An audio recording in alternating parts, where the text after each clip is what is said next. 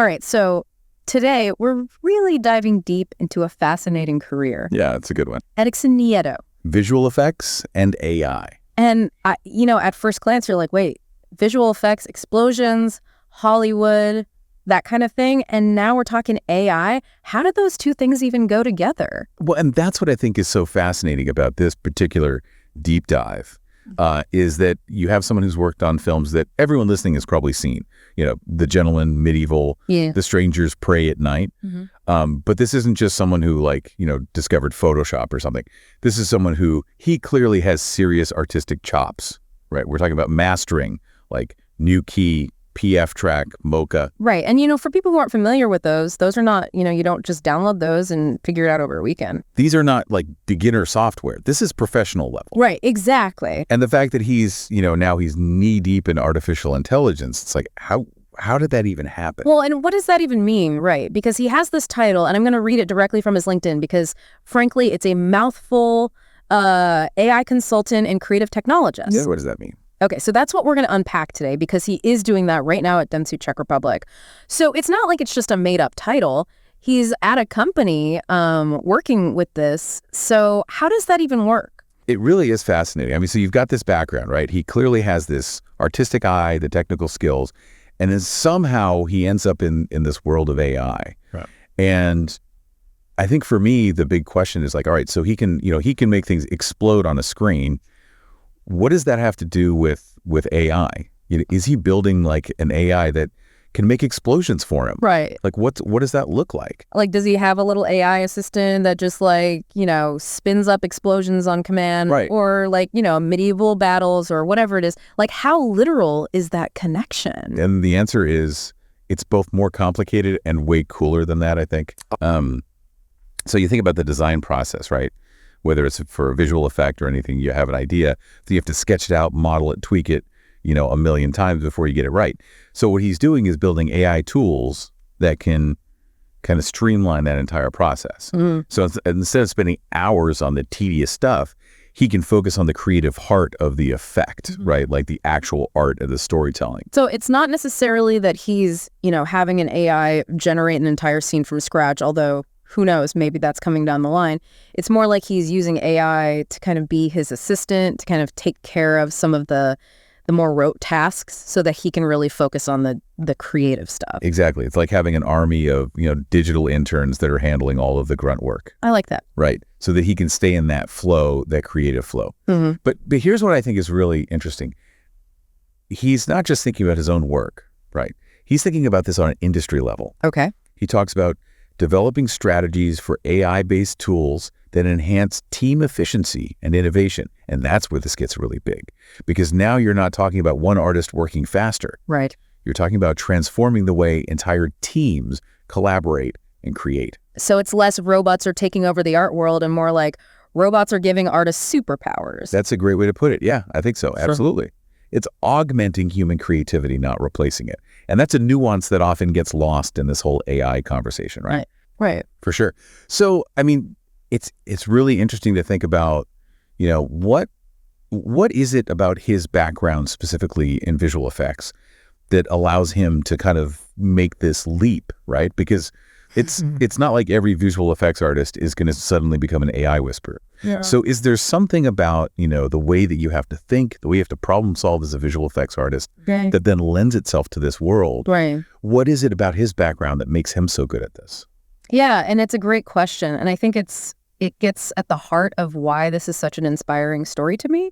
And I think a big part of it is that he's able to bridge these two worlds, right? Like, he's not just a tech person dabbling in art or an artist who's afraid of technology. Mm-hmm. He's really lived in both. And I think he brings that understanding of visual storytelling to the AI work. Yeah. Like he understands how an image can make you feel something or how it can tell a story. And it's so true because you think about like even a movie that's all CGI, right? It still has to evoke something in the viewer. Absolutely. So it's not just about like, can you make the Hulk look realistic? Right. Like, can you make me feel for the Hulk? Exactly. And so it's interesting to think that he's bringing that sensibility to AI now. Mm. I mean, I think like he's almost trying to teach AI to feel, I guess, for lack of a better word. I think that's a great way to put it. And it made me think about, his work with Onda Lyrica.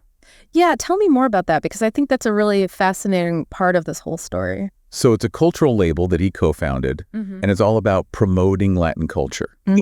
Right. And I think that speaks to what you were just saying about, like, understanding the emotional impact of art and how it connects with people on a deeper level. Absolutely. It's not just about the technical aspects, it's about the heart. And I wonder, if that's part of what's driving him here. Like, he's not just interested in using AI to make things faster or cheaper, right? But to actually make things, I don't know, more meaningful, more expressive. Or human, yeah. Yeah, exactly. And, I think his background, like the fact that he's lived in, Venezuela, Spain, now the Czech Republic, like he's immersed himself in all these different cultures. Right, and different ways of seeing the world. Right, which, you can't discount that. Absolutely not, because one of the things that people worry about with AI and creativity is that everything's going to become the same. Oh, totally. Right, like you train these AI on these massive data sets, and it's all kind of homogenized. Yeah, like we're just going to have the same, 4 paintings or whatever, because the AI is just like crunched the numbers, and that's... Right, and that's it. The most efficient way to make a painting. Exactly. But what Erickson's work shows us, I think, is that artists still have such an important role to play in all of this. Yeah. It's about making sure that the AI output is actually reflective of real human experience with all its nuance and diversity. And all those weird quirks that make us human. Yeah, exactly. I love that. So it's not just what the AI can create on its own, it's about how artists can use it to go further than we ever could before. It's like that whole thing, like when photography was first invented. Oh, yeah. Everyone thought it was going to be the death of painting. Right. But it wasn't. It just evolved. Exactly. And it's because artists weren't afraid to experiment. They saw the camera as just another tool. Another tool in the toolkit. Right. And they used it to create entirely new ways of seeing the world. And I think that's what's so exciting about what Erickson is doing.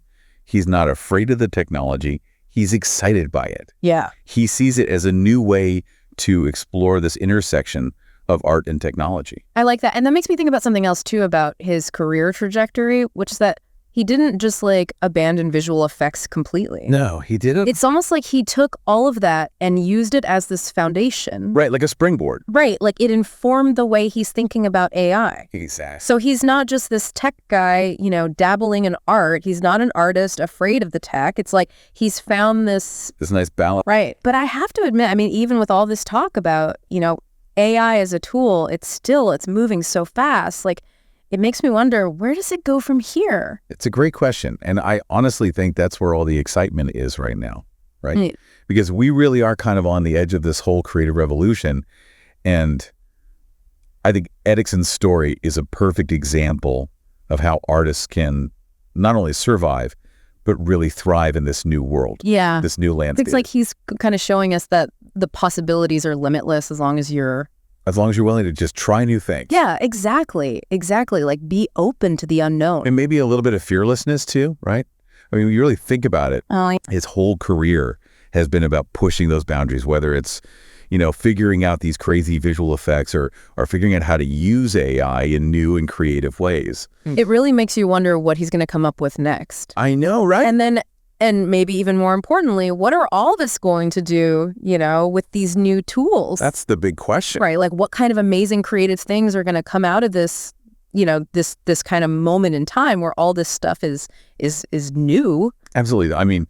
We've never had these tools before. So who knows what we'll do with them? Exactly. And I think that's the thing I kind of want to leave people with. Yeah. Which is, as you encounter AI in your own world, your own work, don't think of it as this thing that's happening over there with those tech people, right? Yeah. Think about how you can use it, how it can make your own work better, solve your problems. Yeah, because maybe, who knows, maybe you're the one who figures out that next big thing. Right, just like Erickson did, right? Exactly. Such a good point. Maybe it'll be something amazing that could only have happened because you have that creative vision, that artistic side, and you're not afraid to use the tools. Yeah, to use the tools. I love that. Yeah.